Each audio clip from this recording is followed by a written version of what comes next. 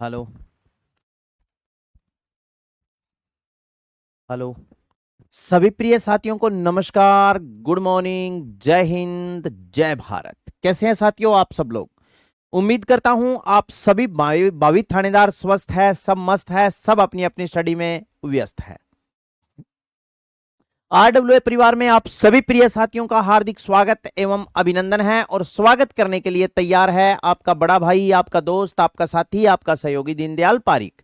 Very good. आ जाइएगा सभी साथी, जल्दी से सेशन को कंटिन्यू करते हैं। प्रियंका चौधरी, जय Shri Shyam, Pushkar Verma, Arjun, Ankush, Nitesh, Sapna, very good. Jaswant Gurjar, very good. आ जाओ, आ जाइए सभी साथी, आ जाइए जल्दी से। Very good, very good, very good, very good. चलिएगा। तो साथियों, आपको पता है अपने क्या टॉपिक पढ़ रहे थे? अपने जो टॉपिक पढ़ रहे थे वो राजस्थान की सिंचाई परियोजना, और सिंचाई परियोजना में अपने चर्चा कर रहे थे वृहद सिंचाई परियोजना, जिसमें अपने चर्चा की थी आईजीएनपी इंदिरा गांधी नहर परियोजना के बारे में। सौरभ, राधे राधे गुरुजी, आप कैसे हो? हम बहुत अच्छे हैं भाई। चलो।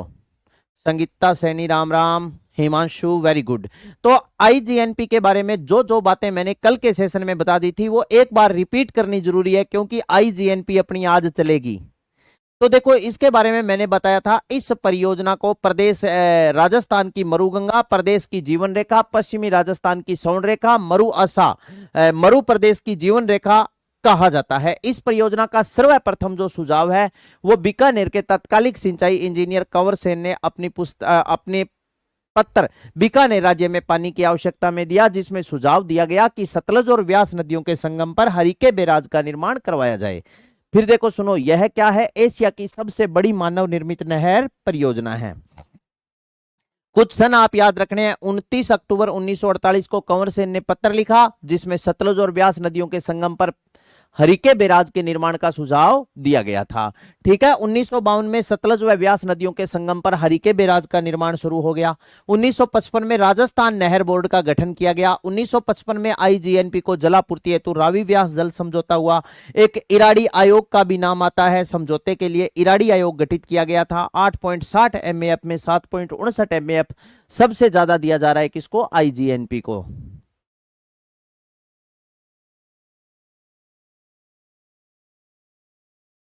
क्लास 10 मिनट पहले कट जाती है, किसकी कट जाती है भाई क्लास? ऐसी तो कोई दिक्कत नहीं है यार। मैं ही क्लास बंद करता हूँ लास्ट में, जब मैं ये बोल देता हूँ ना चलो राम राम साथियों मिलते हैं ब्रेक के बाद, उसके बाद में मैं बंद करता हूँ क्लास तो यहां से। ठीक है। फिर 31 मार्च 1958 केंद्रीय मंत्री गोविंद वल्लभ पंत द्वारा आईजीएनपी का शिलान्यास किया गया। 11 अक्टूबर 1959 को 11 अक्टूबर 1961 को उपराष्ट्रपति डॉक्टर सर्वपल्ली राधाकृष्णन ने नोरंग देसर वित्रिका में जल प्रवाहित कर सिंचाई सुविधा प्रारंभ की। ठीक है। 1984 में नाम परिवर्तन हो गया। 1987 में द्वितीय चरण में विश्वनाथ प्रताप सिंह के द्वारा जल प्रवाहित किया गया। 2004 में, हाँ, 2004 में आईजीएनपी के रखरखाव हेतु प्रादेशिक सेना का गठन है किया गया। 1952 में सतलज और व्यास नदियों के संगम पर हरिके बैराज का निर्माण किया गया। क्या दिक्कत है इसमें? 1952 हरिके बैराज निर्माण, हाँ बिल्कुल सही है। और किस किस की समस्या आ रही है? नहीं सर, ये झूठ बोल रहे हैं, हमारे तो नहीं होती। कोई बात नहीं, ऐप को अपडेट कर लो। 2004 में नाम चेंज नहीं किया था कुलदीप सिंह जी यार, क्यों? देखो सुनो, नाम चेंज कब किया था? देखो 1984 में इंदिरा गांधी जी के निधन के बाद ही तो नाम चेंज हुआ था। इंदिरा गांधी के निधन के बाद आईजीएनपी इंदिरा गांधी नहर परियोजना, इंदिरा गांधी के नाम पर इसका नामकरण किया गया था। 1987 में केंद्रीय मंत्री गोविंद वल्लभ पंत ने द्वितीय चरण में जल प्रवाहित किया। 2004 में रख रखाव हेतु प्रादेशिक सेना का गठन किया गया। संपूर्ण आईजीएनपी का निर्माण कार्य 2 चरणों में हुआ। आईजीएनपी मुख्य नहर की कुल लंबाई 649 किलोमीटर है। आगे देखो, फिर देखो सुनो, प्रथम चरण 1958 से 1975 तक। प्रथम चरण में हरिके बैराज से मसीता वाली हेड तक राजस्थान फीडर बना था, 204 किलोमीटर लंबा। फीडर 3 राज्यों से होकर गुजरता है। 1255 तक की चलती है। अच्छा, कोई बात नहीं, आज मैं मोबाइल में चला के रखूंगा, चेक कर लूंगा। मीना कुमारी चेक कर लूंगा मैं 1255 तक ही चलती है क्या। इसके बाद में देखो सुनो, फिर मसीता वाली हेड से लेकर के पुग्गल हेड तक 189 किलोमीटर लंबी क्या बनाई गई थी, मुख्य नहर बनाई गई थी। प्रथम चरण में 3 तो शाखाएं बनाई गई, सूरतगढ़, अनूपगढ़ और पुग्गल शाखा, और एक लिफ्ट नहर बनाई गई जिसका नाम है कंवरसेन। और आईजीएनपी राजस्थान में प्रवेश करती है कहां से, खारा गांव टिब्बी तहसील हनुमानगढ़ जिले से राजस्थान में प्रवेश करती है। ये सारी बातें फिर मैंने लिख दी थी। प्रथम चरण यहां तक अपना कंप्लीट हो गया था। अब प्रथम चरण के बाद में अब अपने बात करेंगे दोस्तों कौन से चरण के बारे में, द्वितीय चरण। तो सेकंड चरण यानी द्वितीय चरण के बारे में चर्चा करेंगे। अब देखो द्वितीय चरण कहां से कहां तक था, पहले तो अपने को यही बात लिखनी है। तो अब मैं हेडिंग डाल रहा हूं द्वितीय चरण। कौन सा चरण है, द्वितीय चरण। सर्वप्रथम साथी आपको यह पता होना चाहिए प्रिय विद्यार्थियों की द्वितीय चरण है ये कहां से कहां तक है द्वितीय चरण। तो साथियों द्वितीय चरण स्टार्ट होता है कहां से, पुग्गल हेड जिसके बारे में अपने बात की थी, पुग्गल हेड सत्तासर बीकानेर से लेकर के और मोहनगढ़ जैसलमेर तक। ठीक है, द्वितीय चरण में कुल नहर का निर्माण हुआ था वो 256 किलोमीटर निर्माण हुआ था। द्वितीय चरण में 256 किलोमीटर लंबी मुख्य नहर बनी थी। 256 किलोमीटर लंबी मुख्य नहर बनी थी द्वितीय चरण में। और द्वितीय चरण में जल प्रवाहित किया गया था, वो किया गया था वीपी सिंह यानी विश्वनाथ प्रताप सिंह जी के द्वारा। आईजीएनपी से कुल 9 शाखाएं, 3 उप शाखाएं और 7 लिफ्ट नहरें निकाली गई है। ठीक है ना, 7 लिफ्ट नहरें निकाली गई है। आईजीएनपी अंतरराष्ट्रीय सीमा के समांतर बहने वाली नहर है। अंतरराष्ट्रीय सीमा के समांतर कौन सी नहर बहती है, तो इंदिरा गांधी नहर। इसकी अंतरराष्ट्रीय सीमा से लगभग औसतन दूरी 40 किलोमीटर के आसपास है और इसने पश्चिमी मरुस्थलीय प्रदेश को उपजाऊ बना दिया है। पूर्णतः पश्चिमी मरुस्थलीय प्रदेश में जल की व्यवस्था इसने कर रखी है। तो द्वितीय चरण याद रखना, पुग्गल हेड सत्तासर बीकानेर से, Pugal head, Pugal head Sattasar, Sattasar Bikaner, Pugal head Sattasar Bikaner से, बीकानेर से मोहनगढ़, मोहनगढ़, मोहनगढ़ जैसलमेर, जैसलमेर। पुग्गल हेड सत्तासर बीकानेर से मोहनगढ़ जैसलमेर द्वितीय चरण।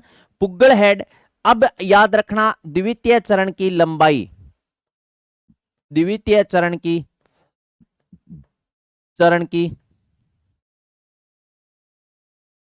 कुल लंबाई, द्वितीय चरण की कुल लंबाई आपसे पूछ ले कितनी है, तो 256 किलोमीटर है। 256 किलोमीटर, किलोमीटर। अब देखो सुनो, अब अपने उस बात की पुष्टि करते हैं कि मैंने आपको प्रिय साथी एक बात बताई थी। मैंने आपको यह बताया था कि इस आईजीएनपी की एक विशेष बात आप याद रखना, मुख्य नहर की कुल लंबाई मैंने आपको 649 किलोमीटर बताई थी। तो 204 किलोमीटर लंबा क्या है, फीडर। प्रथम चरण में 189 किलोमीटर लंबी बनी थी मुख्य नहर और द्वितीय चरण में 256 किलोमीटर लंबी बनी थी मुख्य नहर। तो 6 4 10 और 9 19, आंसिलाई 1 8 1 9 5 14, 2 और 2 4 1 5 और 1 आंसिल 6, तो टोटल कितनी हो गई 649 किलोमीटर। ठीक है, अब नोट लगा करके एक बात बता लिखता हूं, आईजीएनपी का 204 किलोमीटर लंबा फीडर वह मुख्य नहर 204, देखो सुनो 445 किलोमीटर प्लस 204, 5 और 4 9, 4 4 और 2 6, ठीक है 445 किलोमीटर लंबी मुख्य नहर वह 204 किलोमीटर लंबा क्या है, फीडर है। तो कुल लंबाई कितनी हो जाती है 649 किलोमीटर। अब देखो सुनो, नोट लगा करके लिख रहा हूं, नोट आईजीएनपी का 204 किलोमीटर लंबा, 204 किलोमीटर, 204 किलोमीटर लंबी लंबा लंबा फीडर है वह फीडर है वह 189 445 किमी लंबी 445 किमी लंबी मुख्य नहर है। लंबी मुख्य नहर है। मुख्य नहर है 445 किलोमीटर लंबी क्या है? मुख्य नहर है। अब देखो सुनो, यहां पर आप याद रखना, फीडर आपसे पूछ ले तो आप क्या याद रखोगे? हरिके बैराज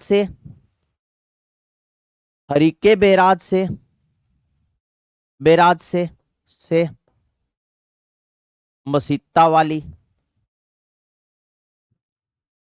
हेड तक। अब इसके बाद में देखो सुनो, मुख्य नहर मसीता वाली हेड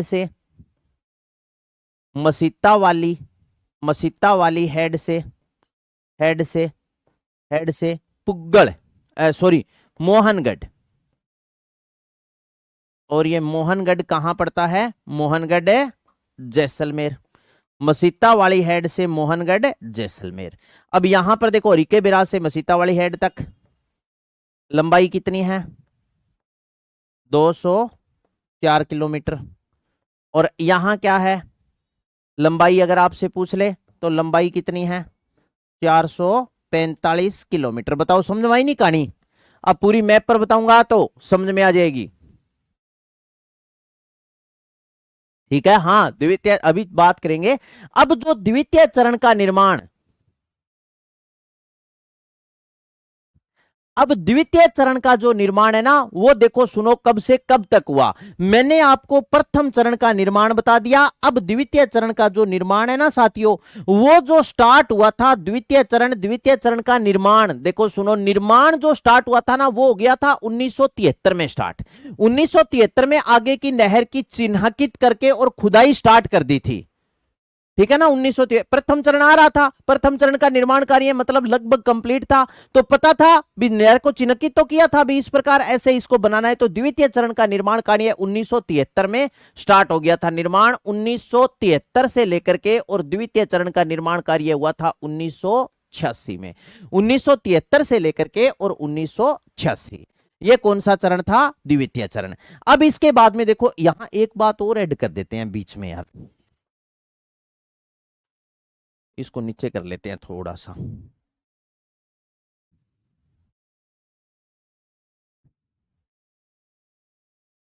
चलिएगा, अब देखो नेक्स्ट यहां पर लिखते हैं द्वितीय चरण में जल प्रवाहित, द्वितीय चरण में जल प्रवाहित 1987 में 1987 में द्वितीय चरण में जो जल प्रवाहित किया था 1987 में विश्वनाथ प्रताप सिंह ने किया। विश्वनाथ प्रताप सिंह ने किया। द्वितीय चरण में जल प्रवाहित 1987 में विश्वनाथ प्रताप सिंह ने किया था। यानी द्वितीय चरण में जो जल प्रवाहित किया था वो विश्वनाथ प्रताप सिंह यानी वीपी सिंह ने क्या किया था? जल प्रवाहित किया था। अब आगे लिखते हैं, आईजीएनपी नहर से कुल आपसे पूछ ले तो 9 शाखाएं, 7 लिफ्ट नहरें, 3 उप शाखाएं निकाली गई है। आईजीएनपी की अंतरराष्ट्रीय सीमा से लगभग दूरी कितनी है? 40 किलोमीटर है। और साथियों, ये अंतरराष्ट्रीय सीमा के समांतर बहने वाली नहर है। चलिएगा, अब लिखते हैं कुछ बातें।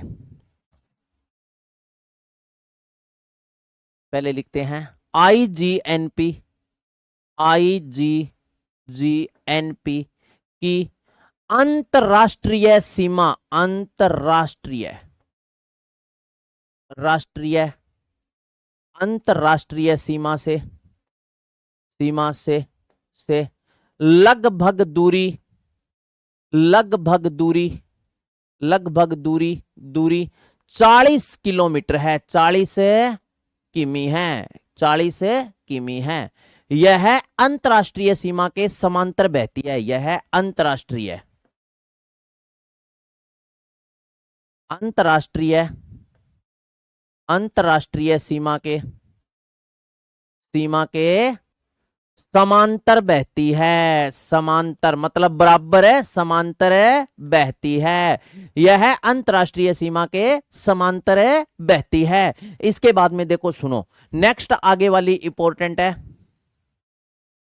कुल सिंचित क्षेत्र का कुल सिंचित क्षेत्र का कुल सिंचित क्षेत्र का 70% क्षेत्र 70% क्षेत्र 70% क्षेत्र लिफ्ट नहर व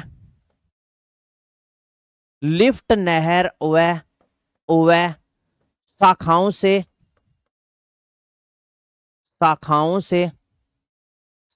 से सिंचित होता है, जबकि सिंचित होता है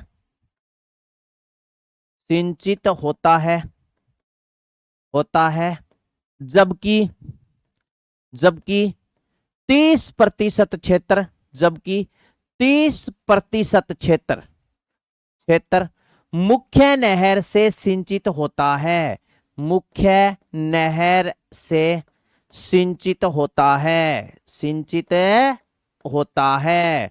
ठीक है ना। 70% क्षेत्र तो शाखाओं से और लिफ्ट नहरों से, जबकि 30% क्षेत्र मुख्य नहर से सिंचित होता है। ठीक है ना। हाँ, तो ये बात लिख ली। आगे लिखते हैं, आईजीएनपी से कुल आईजीएनपी से कुल आईजीएनपी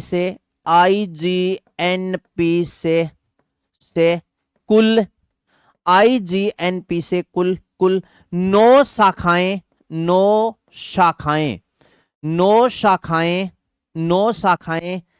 3 उपशाखाएं 3 उपशाखाएं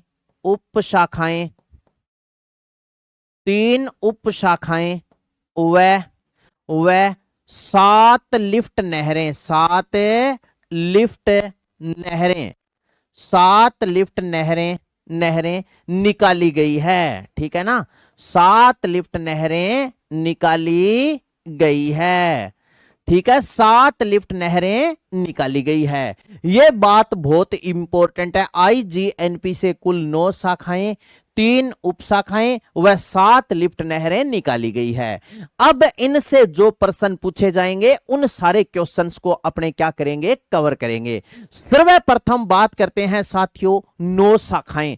आईजीएनपी से निकलने वाली 9 शाखाएं कौन कौन सी है। फिर पढ़ेंगे 7 लिफ्ट नहरें और 3 उपशाखाएं कौन कौन सी है, और फिर पढ़ेंगे 7 लिफ्ट नहरें। यहां से प्रश्न निकलते हैं। ठीक है ना। अरे कोई नहीं, नीचे लिख लियो, कॉपी में काटा पीटी क्या करो, जो की बात मैं बिचाले लिखी भी थे, नीचे लिख लियो, क्या फर्क है फिर।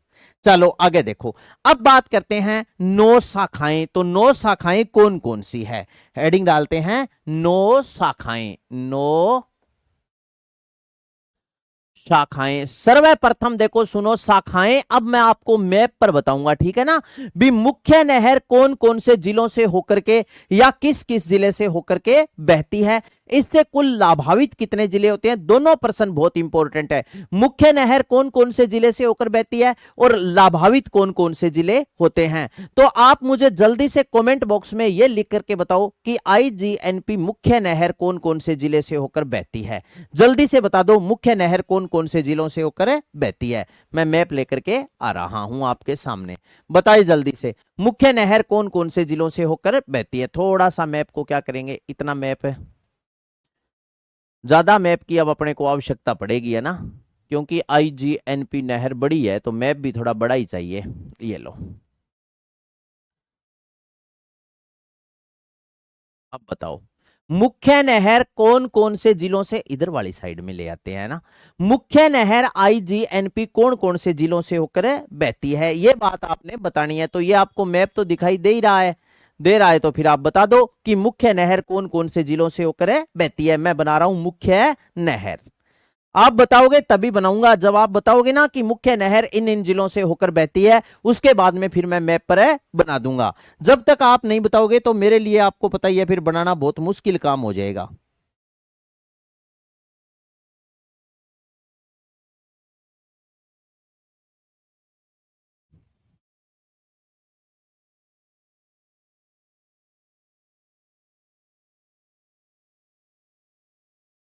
बताओ जल्दी से। मुख्य नहर जब आप बताओगे तभी मैं बढ़ाऊंगा, क्योंकि बहुत इंपॉर्टेंट बात है ये। अब यहां से देखो, ये जो एक नदी बह रही है इस प्रकार, ये जो बहने वाली नदी है ये कौन सी नदी है? सतलुज नदी है। और इस सतलुज नदी पर यहां है अरिके बैराज, और इससे इस प्रकार ऐसे आ जाती है IGNP, इस प्रकार ऐसे। तो पहला जिला आ गया कौन सा? हनुमानगढ़। हनुमानगढ़ के बाद में जिला आ जाता है कौन सा? गंगानगर। गंगानगर के बाद में जिला आ जाता है कौन सा? बीकानेर। बीकानेर के बाद में जिला आ जाता है फलोदी। फलोदी के बाद में आ जाता है जैसलमेर। इस प्रकार ऐसे मेरे दोस्त, ये जो बहने वाली नहर, ये जो बहने वाली है नहर, ये कौन सी है? IGNP, इंदिरा गांधी मुख्य नहर है। तो मुख्य नहर देखो सुनो, यहां ये जो सतलुज नदी है इससे ये आ रहा है, इसमें पानी इस प्रकार ऐसे करते करते करते करते करते करते करते करते पानी आ गया। तो ये आ गया पानी, अब यहां तक आ गया पानी। अब यहां पर जो स्थान पड़ता है उस स्थान का नाम है मोहनगढ़। यहां पर कौन सा गढ़ है? मोहनगढ़। तो यहां लिख रहा हूं मोहनगढ़, ऐसे नीचे एरो का निशान करके लिखूंगा, ठीक है ना। यहां पर मैंने लिखा मोहनगढ़, यहां पर है मोहनगढ़। और ये जो मोहनगढ़ पड़ता है ये कहां पड़ता है? जैसलमेर में। IGNP से निकलने वाली शाखाएं, तो अब देखो पहले नंबर 1 पर अपने बात करेंगे, जो शाखा है वो कौन सी शाखा है? 1 नंबर पर शाखा आ जाती है ये, इस प्रकार ऐसे बना रहा हूं शाखा। दूसरे नंबर पर आ जाएगी ये शाखा, तीसरे नंबर पर आ जाएगी ये शाखा, चौथी, पांचवी, ठीक है, हाँ ठीक है, छठी, सातवीं और आठवीं। कितनी शाखा बना दी? 8। लेकिन कुल कितनी शाखाएं निकलती है? 9। तो एक शाखा आ गई ये। अब हो गई IGNP से निकलने वाली कुल 9 शाखाएं। कौन कौन सी? जैसे देखो सुनो, इधर से नाम लिखता हूं, ये जो शाखा है इसका नाम है रावतसर। क्या नाम है? रावतसर। कौन सी शाखा है ये? रावतसर। ये तो है रावतसर शाखा। इसके बाद में ये जो शाखा है, ये शाखा है कौन सी? सूरतगढ़। कौन सी शाखा है? सूरतगढ़ शाखा। सूरतगढ़।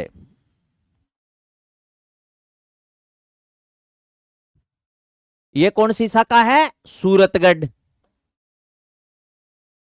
सूरतगढ़ के बाद में ये जो शाखा है ये है अनूपगढ़। अनूपगढ़ के बाद में जो शाखा है वो है दंतौर।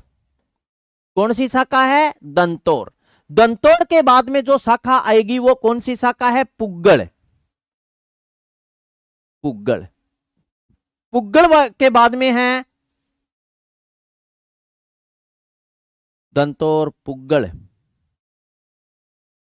चारणवाला।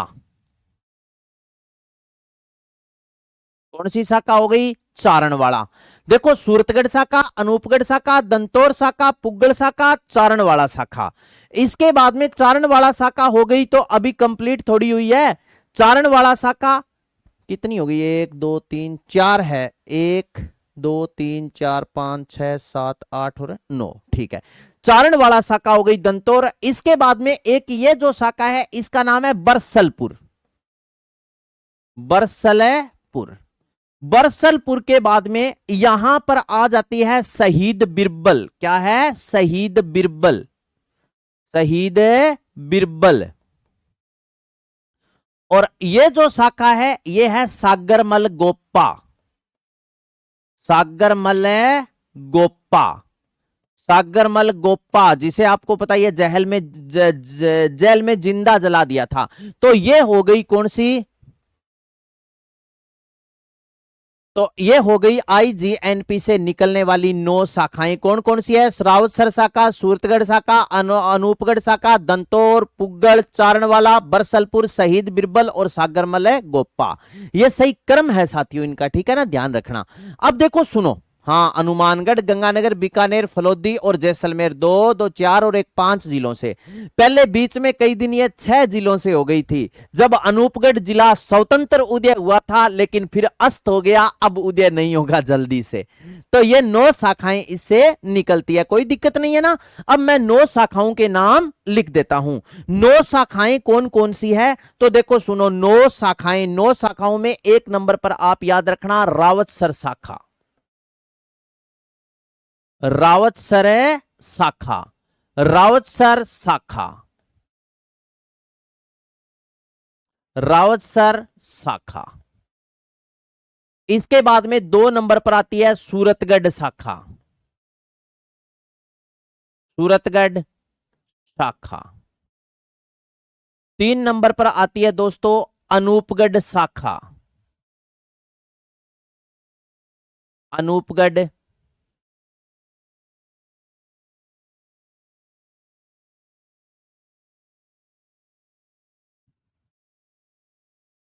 शाखा। 4 नंबर पर आ जाती है दंतोर शाखा, दंतोर शाखा। 5 नंबर पर आ जाएगी पुग्गल शाखा, पुग्गल शाखा। 6 नंबर पर आ जाएगी भाई कौन सी, चारणवाड़ा शाखा, चारणवाड़ा शाखा। 7 नंबर पर आ जाएगी बरसलपुर शाखा, बरसलपुर शाखा। 8 नंबर पर आ जाएगी शहीद बिरबल शाखा, शहीद बिरबल शाखा, बीरबल शाखा। और 9 नंबर पर आ जाएगी सागरमल गोप्पा शाखा, सागरमल गोप्पा, गोप्पा शाखा। तो आईजीएनपी से कुल 9 शाखाएं निकाली गई है। कितनी शाखाएं निकलती है, 9 शाखाएं। अब देखो रावतसर शाखा कहां है, अगर आपसे पूछ ले तो हनुमानगढ़, ठीक है। अब इसके बाद में सूरतगढ़ शाखा,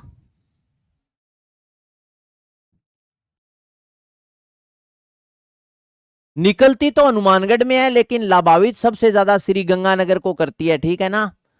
इसके बाद में अनूपगढ़ है,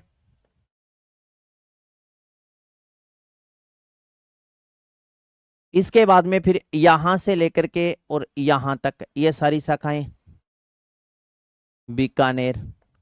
इसके बाद में ये शाखा जैसलमेर, और ये शाखा जैसलमेर। तो आईजीएनपी से कुल कितनी शाखाएं निकलती है, निकाली गई है, 9 शाखाएं। क्या आपने लिख ली गुरुजी चारणवाड़ा? नहीं नहीं, सही है धर्मेंद्र गुर्जर, चिंता मत कर, ठीक है। यह है आईजीएनपी से निकलने वाली 9 शाखाएं, और शहीद बिरबल और सागरमल गोप्पा, ये 2 जैसलमेर में हैं। तो अब आगे एक बात इंपॉर्टेंट करके लिखेंगे, जो मुख्य बात है, लिखिएगा आगे पेज पर, लिखो लिखो लिखो। एकमात्र, आगे लिखो एकमात्र, एकमात्र, एकमात्र, एकमात्र, मात्र रावतसर शाखा, एकमात्र रावतसर शाखा, शाखा, एकमात्र रावतसर शाखा बाईं ओर स्थित है, बाईं तरफ है। रावतसर शाखा बाईं तरफ है, बाईं तरफ है, तरफ है। अन्य सभी शाखाएं, अन्य सभी शाखाएं, अन्य सभी शाखाएं, सभी शाखाएं, अन्य सभी शाखाएं, शाखाएं दाईं तरफ, दाईं तरफ, दाईं तरफ है। एकमात्र रावतसर शाखा बाईं तरफ है, अन्य सभी शाखाएं दाईं तरफ है, ठीक है। तो ये हो गई आईजीएनपी से निकलने वाली 9 शाखाएं।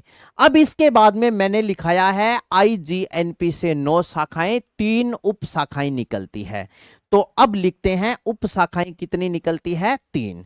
अब जो आईजीएनपी से निकलने वाली 3 उप शाखाएं हैं वो कौन कौन सी है, तो यहां पर नेक्स्ट हेडिंग डालते हैं 3 उप शाखाएं। 3 उप शाखाएं, शाखाएं, 3 उप शाखाएं देखो कौन कौन सी है।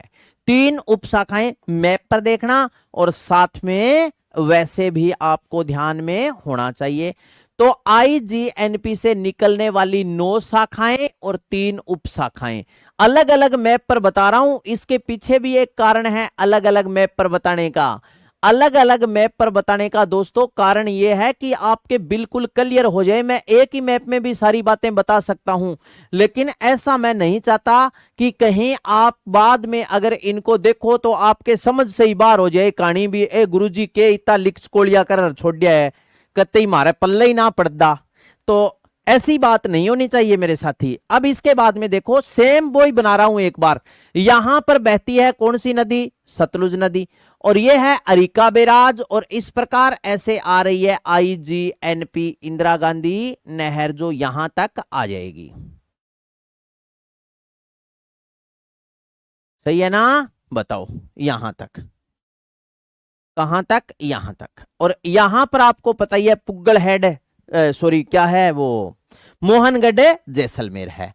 अब आईजीएनपी से निकलने वाली जो शाखाएं हैं वो तो हो गई, लेकिन अब देखो उप शाखाएं कौन कौन सी है। एक तो दोस्त इस प्रकार ऐसे उप शाखा निकलती है, एक इस प्रकार और एक इस प्रकार। एक तो यहां से लेकर के यहां तक बहने वाली उप शाखा है। ये जो उप शाखा है इस उप शाखा का नाम है बाबा रामदेव या बरकत उल्ला खां या गडरा रोड उप शाखा। ठीक है ना, यहां पर बाड़मेर में पड़ता है गडरा रोड। तो इस उप शाखा का नाम क्या है, बाबा रामदेव, बाबा रामदेव या गडरा रोड, या इसको बोलते हैं गडरा रोड, या इसको बोलते हैं बरकत, बरकत उल्ला खां, उल्ला खां उप शाखा, उप शाखा, बरकतुल्ला खां उप शाखा।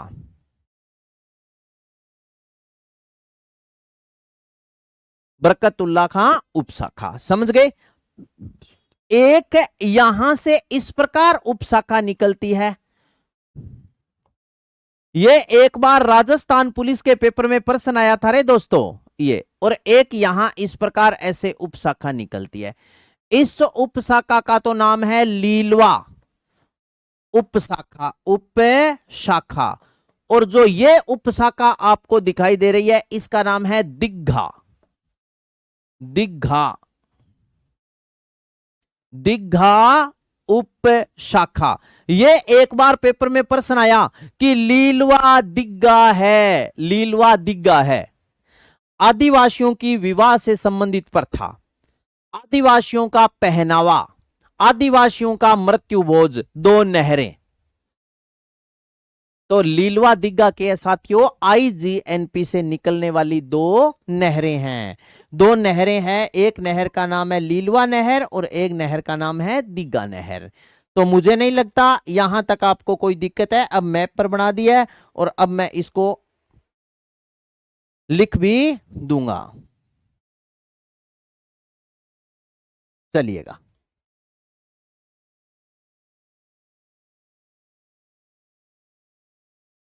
चलो भाई उप शाखाएं 3।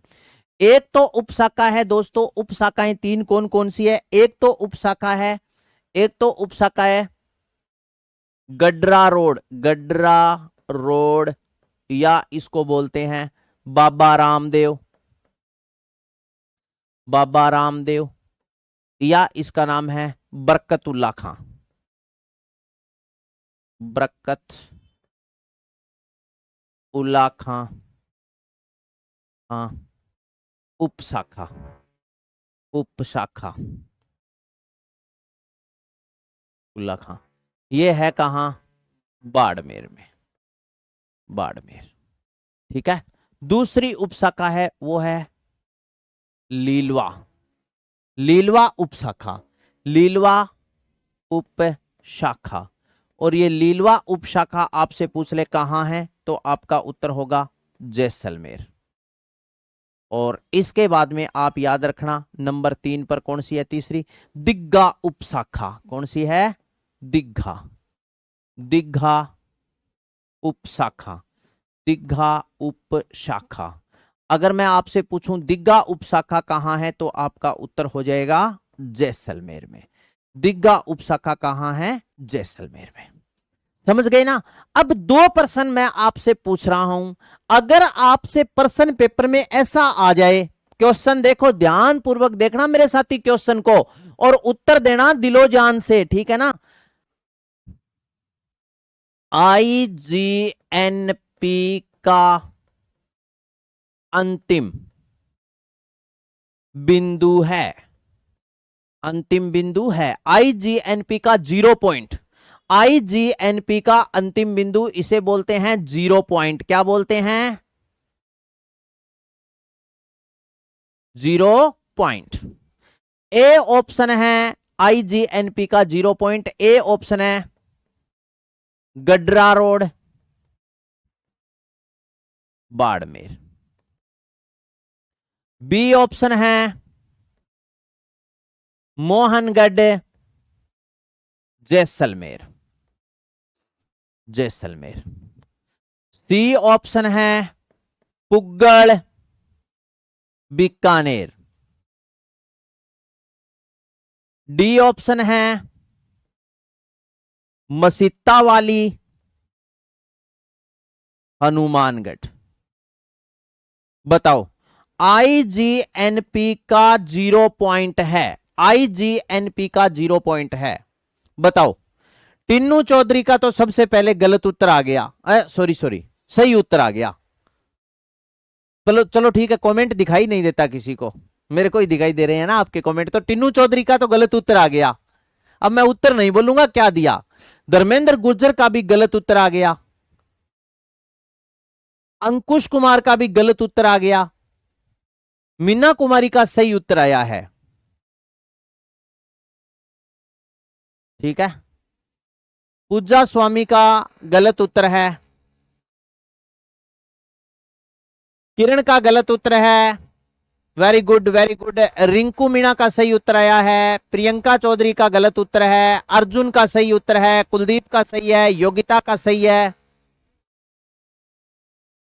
Very good very good. Lalit Bagdi का सी, इंगी 1.5 चावल की खीर न्यारी सिज्जै।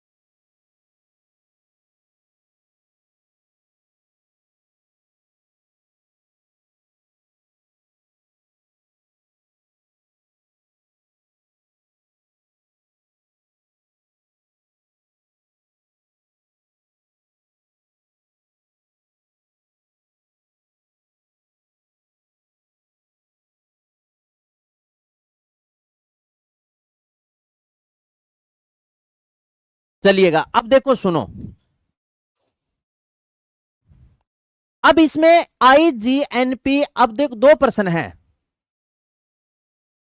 आईजीएनपी का अंतिम बिंदु आपसे पूछ ले तो 0 पॉइंट, आईजीएनपी का अंतिम बिंदु आपसे पूछ लेना तो आपका उत्तर होगा गड्रा रोड बाड़मेर। अगर आपसे पूछ ले आईजीएनपी मोहनगढ़ जैसलमेर में क्या है, मुख्य नहर का 0 पॉइंट है, मुख्य नहर का अंतिम बिंदु है। दोनों प्रश्न देखो कितने शानदार है, अंतिम है बिंदु। एक तो मुख्य नहर का अंतिम बिंदु हो गया और एक आईजीएनपी का, दोनों में फर्क है ना। अरे क्लास बंद नहीं हुई थी, वो कर कर कर कर की आवाज नहीं आ रही थी क्या, वो नीचे ड्रिल चला रहे थे। मैंने उनको बोला भी 15 मिनट हमारी क्लास है शेष, 15 मिनट आप अपना काम रोकिए, हमारे काम को विधिवत रूप से चलने दे, हमारे काम को डिस्टर्ब ना करें, ठीक है। तो आईजीएनपी का अंतिम बिंदु 0 पॉइंट कहां है, गड्रा रोड बाड़मेर में, जबकि मुख्य नहर का अंतिम बिंदु कहां है, मुख्य नहर का अंतिम बिंदु मोहनगढ़ जैसलमेर में है। तो इस प्रश्न का जो सही उत्तर होगा वो क्या होगा, गड्रा रोड बाड़मेर। यह प्रश्न मैं बीच में इसी प्रकार छोड़ रहा हूं क्योंकि आपसे पेपर में पूछ लिया जाए तो आप ये ऐसी गलती ना करें, ठीक है ना। अब आगे चलते हैं, इसके बाद में 3 उपशाखाएं हो गई, 9 लिफ्ट नहरें हो गई, अब 9 शाखाएं हो गई। अब बात करते हैं लिफ्ट नहरें। तो सर्वप्रथम लिफ्ट नहरों को लिखते हुए सर्वप्रथम क्या करेंगे, लिफ्ट नहरें। लिफ्ट नहरें, लिफ्ट नहरें कितनी निकलती है, आईजीएनपी से 7 लिफ्ट नहरें निकाली गई है। अब साथियों जो 7 लिफ्ट नहर है ना, वो आप सभी को पक्का पता है कि जैसे अपने क्या करेंगे, 7 लिफ्ट नहर पहले पूरे बोर्ड पर अपने को लिखनी पड़ेगी, फिर मैप पर बनानी पड़ेगी, ठीक है ना। पहले लिख लेते हैं फिर मैप पर बना लेते हैं। ये 7 की 7 होने वाला मैटर नहीं है क्योंकि इसमें बहुत बातें अपने को लिखनी है। तो 7 लिफ्ट नहरें, इंडेक्स बनाएंगे अब 7 लिफ्ट नहरों के लिए। आईजीएनपी से निकलने वाली 7 लिफ्ट नहरें कौन कौन सी है,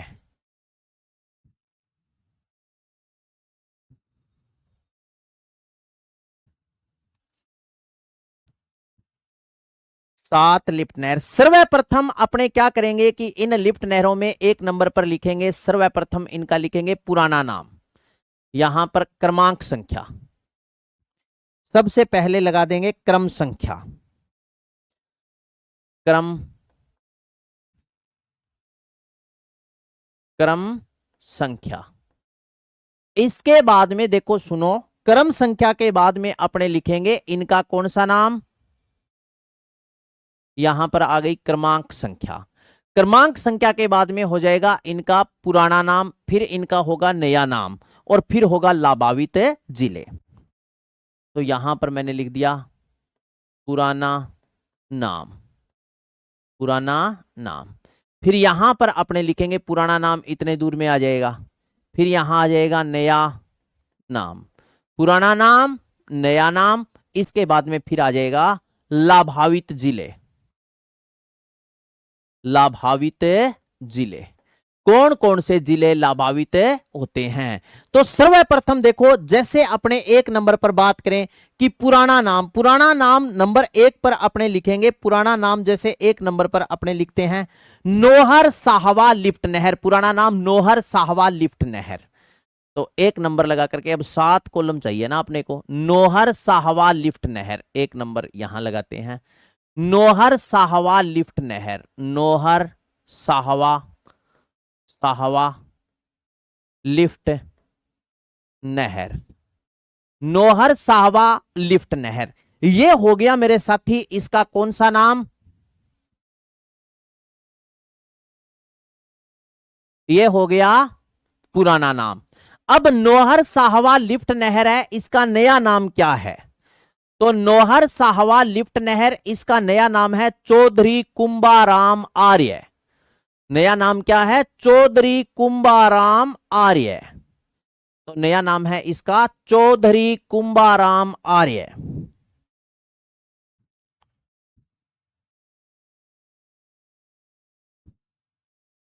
चौधरी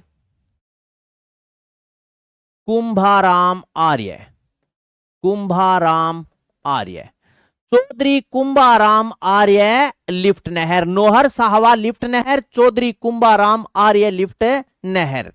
अब इससे कौन कौन से जिले लाभान्वित होते हैं? तो हनुमानगढ़, चूरू और झुंझुनू जिले इससे लाभान्वित होते हैं। कौन कौन से? एक तो जिला है हनुमानगढ़, हनुमानगढ़ के बाद में इससे लाभान्वित होता है चूरू, और चूरू के बाद में इससे लाभान्वित होता है झुंझुनू जिला। हनुमानगढ़, चूरू और झुंझुनू जिला। अब इस प्रकार ऐसे अपने को 7 कॉलमों की आवश्यकता पड़ेगी, क्योंकि लिफ्ट नहर कितनी है सारी? 7। 1, 2,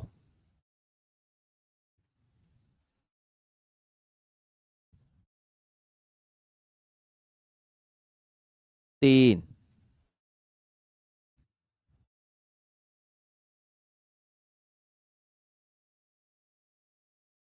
4,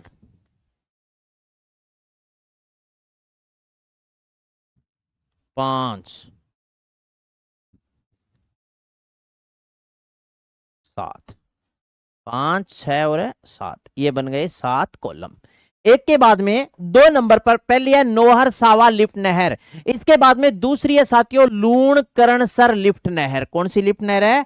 लूण करणसर, लूण करणसर लिफ्ट नहर, लिफ्ट नहर। इसका नया नाम क्या है? अगर आपसे पूछ ले तो इसका नया नाम है कंवर सेन लिफ्ट नहर, कंवर सेन लिफ्ट नहर। अब इससे कौन कौन से जिले लाभान्वित होते हैं? तो इससे श्री गंगानगर और बीकानेर जिले लाभान्वित होते हैं। एक तो है श्री गंगानगर, और श्री गंगानगर के बाद में जो जिला आ जाएगा दूसरा, वो आ जाएगा कौन सा? बीकानेर।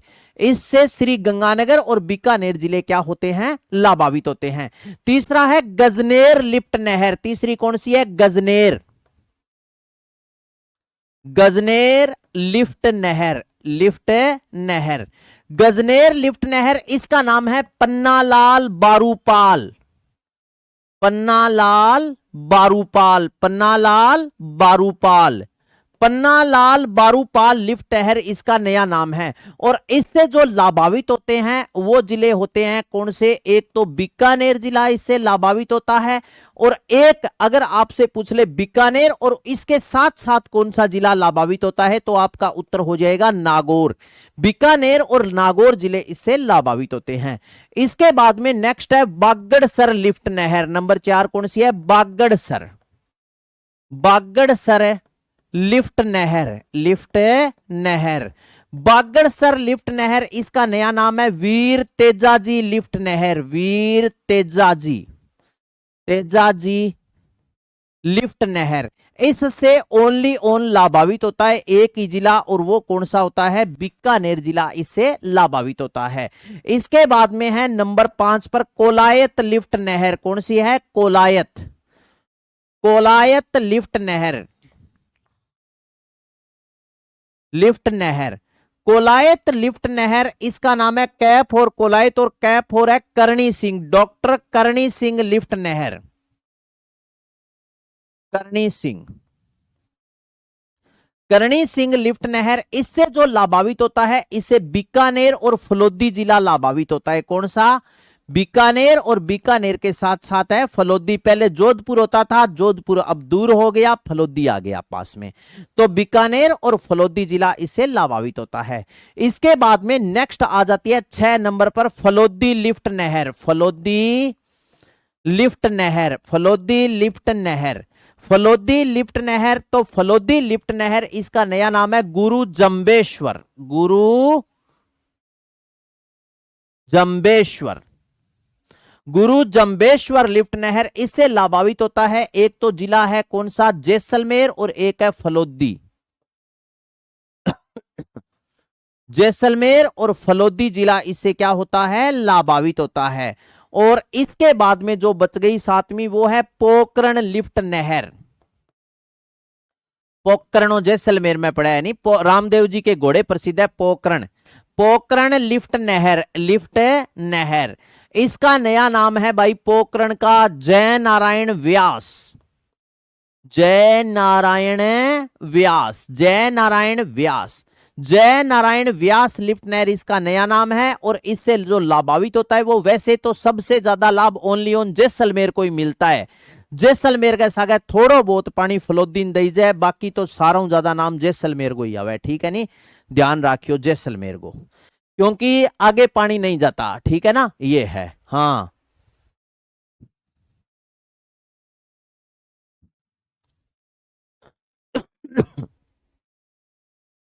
कौन बोल रहा है धर्मेंद्र गुर्जर प्रस्तावित है? ये बात मित्र आपको किसने बोली भी प्रस्तावित है?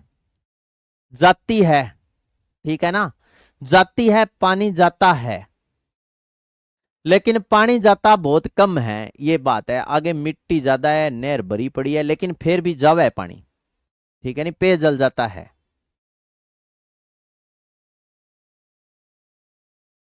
झुंझुनू को तो नाम झूठो ही रिकॉर्ड में है, तो कौन ही पानी।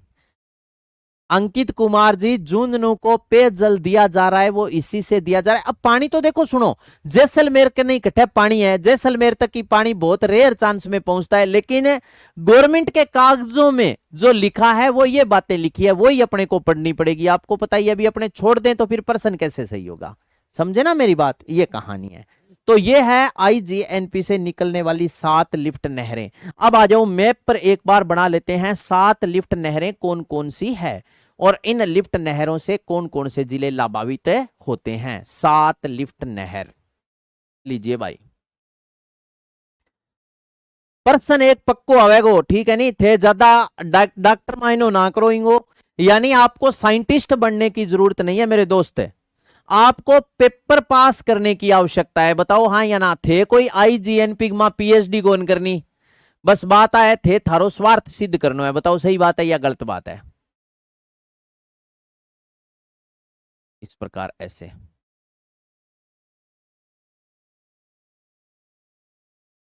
चलिएगा। अब आईजीएनपी से निकलने वाली 7 लिफ्ट नहरें कौन कौन सी है, देखो सुनो।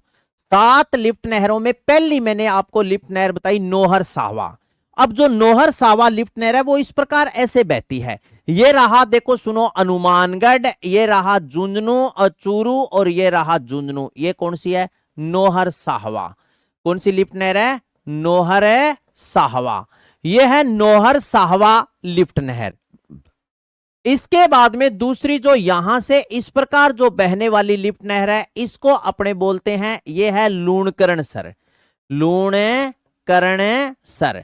और इस लूणकरण सर लिफ्ट नहर से जो लाभ मिलता है वो बीकानेर को और श्री गंगानगर जिले को लाभ मिलता है।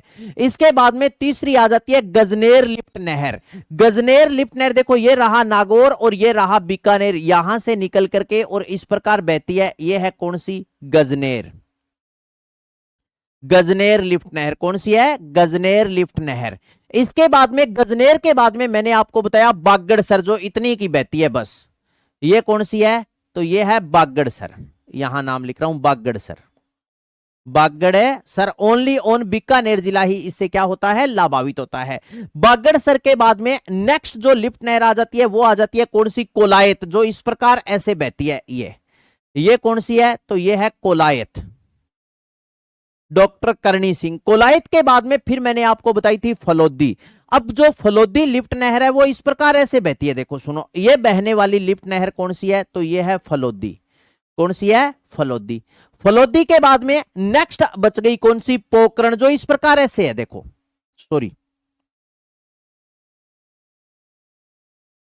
फलोदी लिफ्ट नहर ऐसे, क्या हो गया रे, फलोदी लिफ्ट नहर ऐसे इस प्रकार ऐसे बह रही है, सॉरी, फलोदी इस प्रकार ऐसे, और ये जो बह रही है ये इस प्रकार ऐसे बह रही है, ठीक है ना। तो इसमें जैसलमेर में बहुत कम पानी आता है, बाढ़ फलोदी तक बहुत कम पानी आता है। और ये कौन सी है? जय नारायण व्यास, ये है जय नारायण व्यास। ये है आईजीएनपी से निकलने वाली 7 लिफ्ट नहरें। कुल कितनी लिफ्ट नहरें निकलती है? 7। बाकी थोड़ा सा मैटर जो बच गया वो अपने कल के सेशन में पढ़ेंगे, और कल ये आईजीएनपी आपकी पूरी हो जाएगी। इसके बाद में फिर एकमात्र नहर जिसका फुहारा पद्धति से पानी का उपयोग किया जा रहा है, उस नहर के बारे में चर्चा करते हैं। ओके साथियों, मिलते हैं ब्रेक के बाद, तब तक के लिए आप सभी दोस्तों को राम राम।